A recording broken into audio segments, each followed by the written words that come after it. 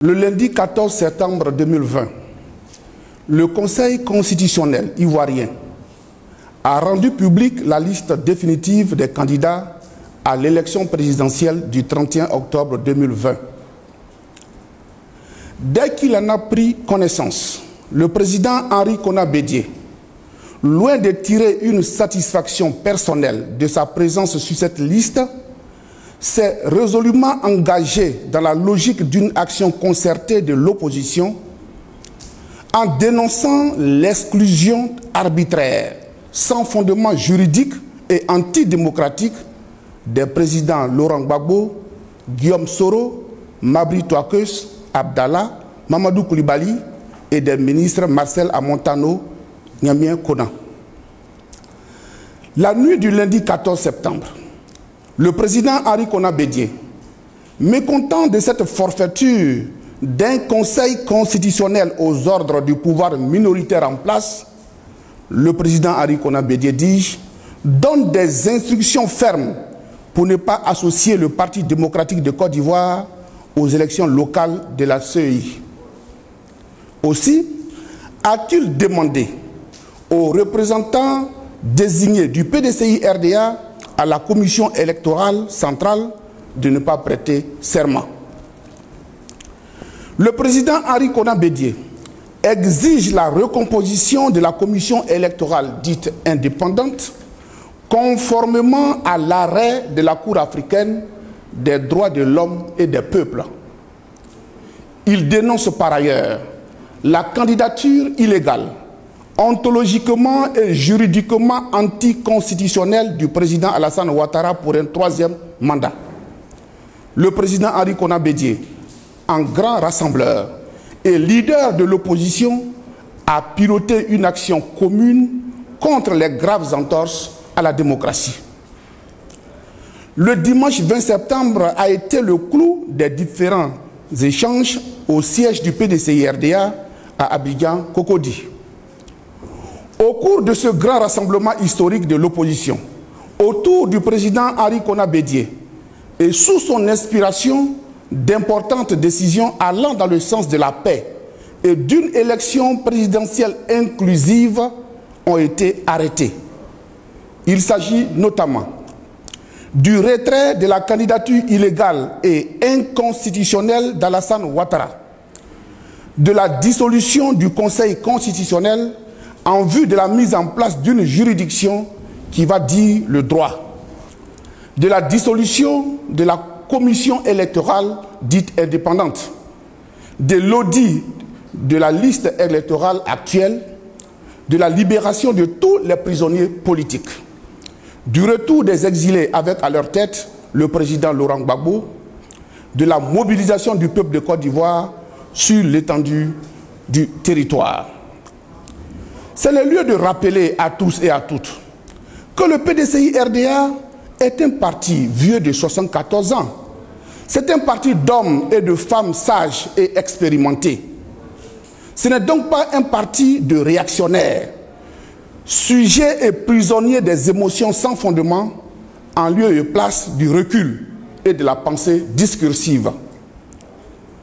Aux antipodes du PDCI-RDA, nous avons un parti politique dont les responsables aux abois profanent les édifices et symboles religieux, violent la loi fondamentale, volent les logos des autres partis politiques sans état d'âme et s'adonnent à des injures en dessous de la ceinture. Quel est ce parti dont les dirigeants sont constamment en conflit avec la vérité? Quel est ce parti en conflit permanent avec les décisions prises par les juridictions internationales? Quel est ce parti politique qui prend du plaisir à entretenir des bandits qu'ils appellent joyeusement des enfants en conflit avec la loi? Quel est donc ce parti minoritaire, complètement atomisé et rabougri, qui veut à tout prix se faire passer pour un parti majoritaire avec pour objectif de tromper l'opinion nationale et internationale? En tout état de cause, il est de notoriété publique que le RHDP, qu'il convient désormais d'appeler le RDR, est un parti minoritaire qui ne peut pas gagner cette élection présidentielle. En effet, pour la bonne compréhension des missions diplomatiques et des chancelleries représentées dans notre pays, le RHDP, avant d'être érigé en parti politique par le président Alassane Ouattara, comprenait à la base 4 partis politiques: le PDCI-RDA, le RDR, l'UDPCI et le MFA. Déjà en 2018, grâce à la vigilance du président Henri Konan Bédié, qui a compris la supercherie des responsables du RDR, le PDCI-RDA a été sauvé d'une disparition savamment programmée. Le MFA d'Anaki Kobena est sorti du RHDP. L'UDPCI du docteur Mabri Touakeus a rompu les amarres avec le RHDP, de telle sorte qu'il ne reste plus que le RDR. Le vice-président Daniel Kabla-Denkan, humilié et déshonoré, est forcé à la démission. Le ministre Marcel Amontano a claqué la porte de la case à problème. Le sénateur Nabo Clément et certains députés, dont le député Tia, et ainsi que de nombreux cadres, ont déposé leurs valises au PDCI-RDA. Plusieurs députés RHDP ont décidé de suivre Guillaume Soro, qui, avec son parti, le GPS, regroupe aujourd'hui 70% des militants traditionnels du RDR. Chers amis journalistes, déjà en 2010, lors de l'élection présidentielle qui a été une élection de référence, le RDR est déjà étiqueté comme un parti minoritaire comparativement au PDCI et au FPI. En 2010, l'année des mobilisations records du RDR, avec un Alassane Ouattara tout feu tout flamme, le RDR n'a recueilli que 1 181 091 voix sur 5 784 490 électeurs inscrits, soit 25,60% par rapport au nombre d'inscrits et 32,05% par rapport au suffrage exprimé qui était de 4 617 821, là où l'électorat cumulé des adversaires d'Alassane Ouattara enregistrait 3 136 730 voix, soit 67,95% par rapport au suffrage exprimé. Et si l'on veut pousser l'analyse basée sur des faits avérés, le RDR en 2010 n'était pas qualifié pour le deuxième tour. En effet, le président Aimé Henri Konan Bédié, 1 165 219 voix, soit 25,24% officiellement, a été spolié de plus de 600 000 voix. Sinon, il venait en première position avec 1 765 219 voix, ce qui l'aurait propulsé donc en tête de liste, suivi du candidat Laurent Gbagbo avec 1 755 495 voix, soit 38,2%.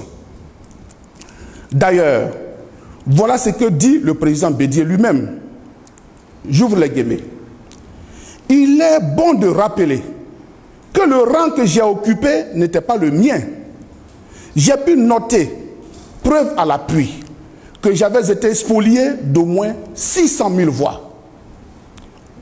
Au total, le RHDP réduit au RDR, avec le départ des nombreux militants au GPS de Soro et au PDCI, le RHDP, avec un président aujourd'hui impopulaire et vomi au plan national, désormais infréquentable au plan international, surtout depuis qu'il a décidé de s'offrir un 3e mandat illégal et inconstitutionnel, ne peut gagner dans ce pays une élection ouverte, régulière et inclusive.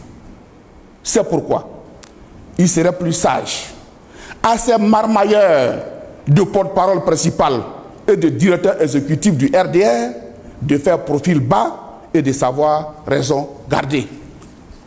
Car en effet, ce parti qui n'a plus que l'ombre de lui-même n'a jamais eu d'offre politique conséquente à faire aux Ivoiriens, qui croulent sous le poids de la misère, avec un taux de pauvreté d'environ 55,8% et des milliers de chômeurs. Ces vendeurs d'illusions ont voulu faire de notre pays un pays émergent à l'horizon 2020 et subitement, le mot émergent a disparu de leur vocabulaire. Ils ont passé 10 ans à faire de la haine et du rattrapage ethnique un programme de gouvernement. Pendant que le président de la République s'octroie un budget de souveraineté de 342 milliards 600 millions, en hausse de 20 milliards en 2017, selon la lettre du continent du 30 avril 2017, soit environ 1 milliard par jour pour lui seul, les Ivoiriens n'arrivent pas à se soigner convenablement, à manger convenablement, à offrir une bonne rentrée scolaire à leurs enfants. Contrairement à ce parti des scandales, le président Henri Konan Bédié a une offre politique claire, limpide et réalisable, basée sur la réconciliation nationale. Le président Henri Konan Bédié a dévoilé cette offre politique le 12 septembre à Yamoussoukro devant plus d'1 million de militants inscrits sur la liste électorale et des millions de téléspectateurs. Le PDCI-RDA et l'opposition espèrent que des conditions d'une élection transparente soient réunies pour battre à plate couture ce parti abonné à la politique spectacle. Je vous remercie.